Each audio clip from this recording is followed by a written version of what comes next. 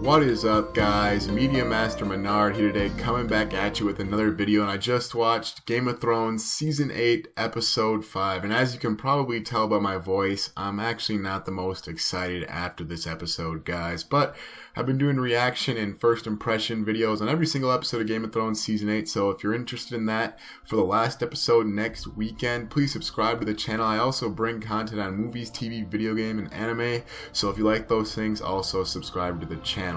But like I mentioned, guys, I just didn't think this was a very good episode of Game of Thrones at all. In fact, in my opinion, it was probably the single worst episode in Game of Thrones history, and that's not because I didn't like what happened. I just felt like there were so many things that could have been done better in this episode, but they just kind of all fell flat. It wasn't really engaging for me at all, and let's get into that further and start from the beginning right now.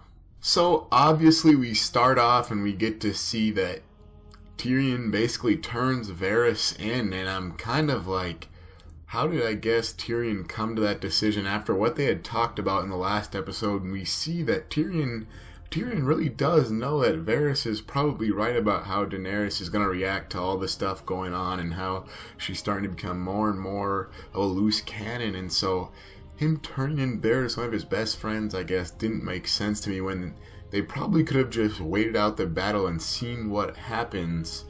At least in Tyrion's eyes, he could have just waited out the battle and seen what happened, even though I know Varys was trying to replace her immediately and kind of set things up, and Tyrion didn't want that to happen, and he wanted to prove his loyalty and then kind of see for himself.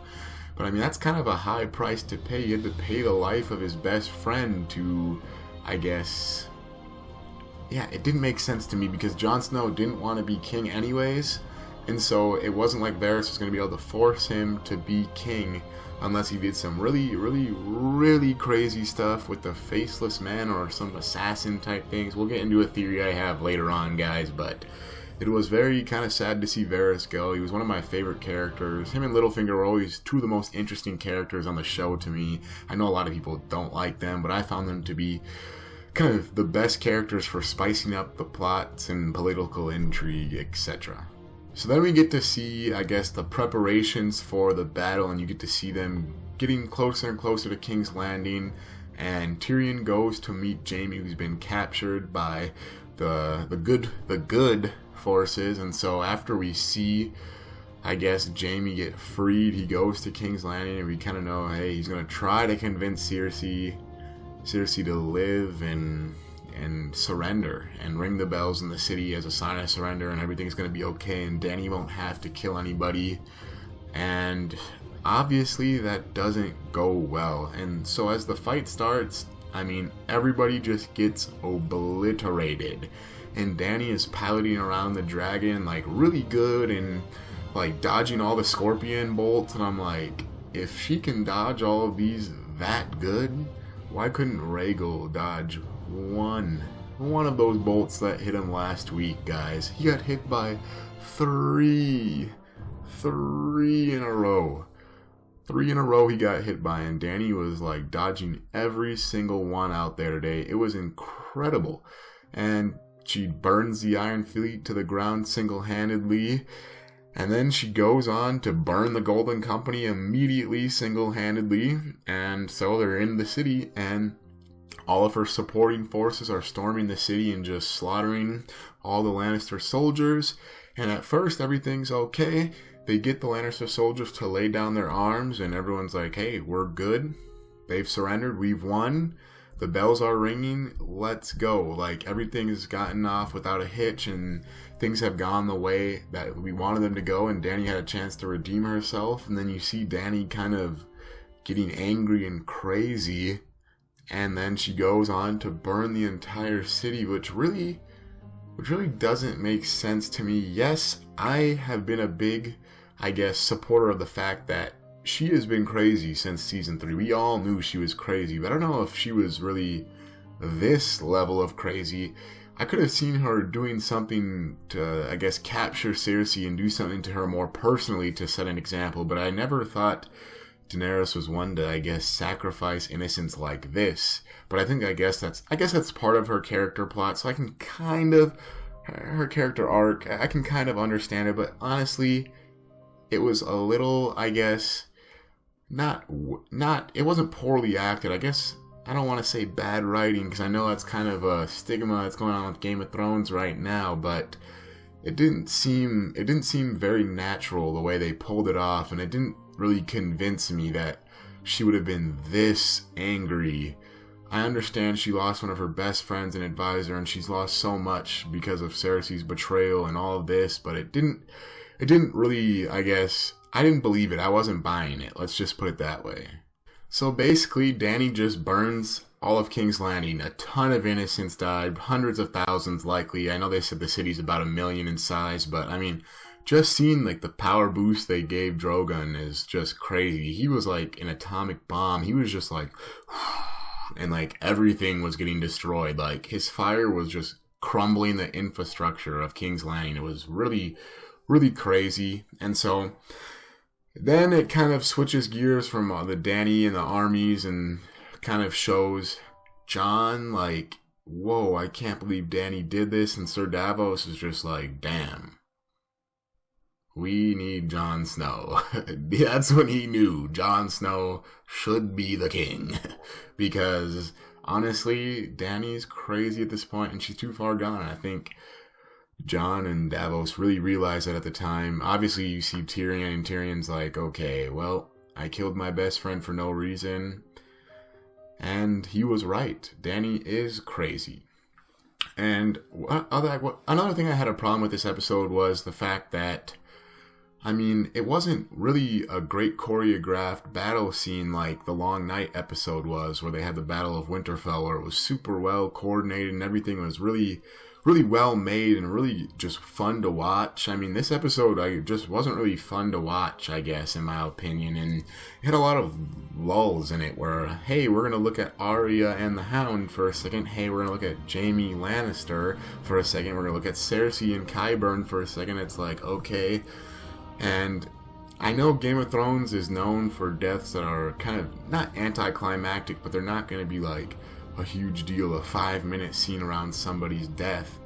But there was a lot of, I guess, stuff that just didn't really do it for me this episode. Let's start off with Arya and the Hound. I guess I just thought it was kind of boring. I know for years, like, Clegane Bowl has been hyped up, and like, we want to see the Hound fight the Mountain, and I was just kind of like, meh, I don't really care about it at this point. I'm not sure why that is. I just didn't think the way they did this fight did it any justice. I think it could have been done in such a better way, and I don't know how it could have been done personally. I just am telling you guys how I feel.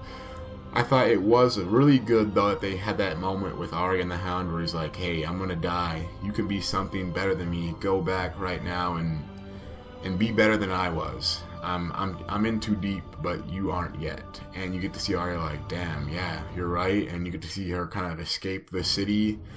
But her escape scene was like not that intriguing to me, and I was like, why are you trying to save these people when you're like getting messed up by all this stuff at the same time? Like, you can't do everything. Like, it just didn't make much sense to me at all. And so now let's talk about Jaime Lannister.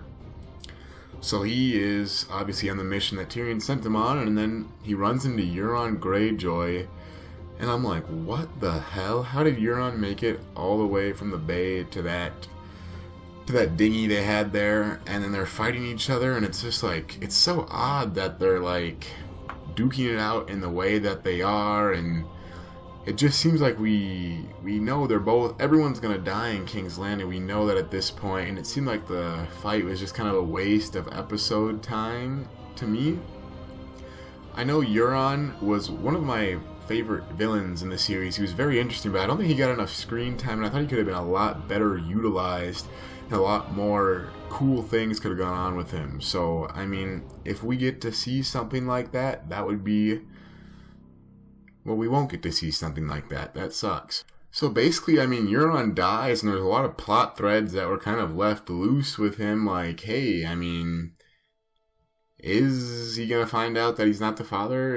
What's the ramifications of that? And I mean, I guess that gets answered on later on in the episode, to be fair, when spoiler alert, Jaime and Cersei die, because we all knew they were doomed. They were going to die together, and there was no chance of survival for the two of them after we see what Dany is doing to the city.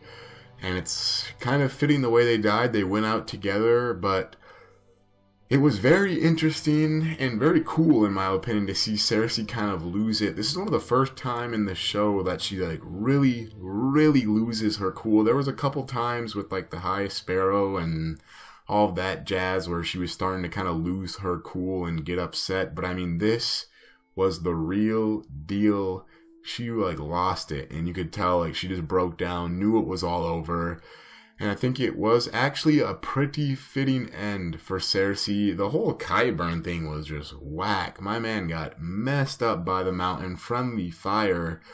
I was just kind of damn, it's like that, huh? But overall, guys, I mean, there was just a lot I felt like I wanted more in this episode. And it's not just that it was a battle episode and that I wanted more plot. It was just with only one episode left, it seemed like a wasted episode, this one. And I don't know, it just felt forced, and they're trying to make Dany seem too evil, and it's not nuanced enough like it was in the previous seasons, where you can kind of see that, hey, maybe she isn't the best ruler for the Seven Kingdoms, even though she might be the rightful heir. Now she's not even the rightful heir. And just seeing what's going on right now is just not making me happy with this show. And I've been talking to some friends, and the best way I was able to put it for the episodes up until this point, where the episodes were good but they weren't meshing together well as a final season of Game of Thrones. But now that was just a bad episode. Episode 5 just wasn't really that good.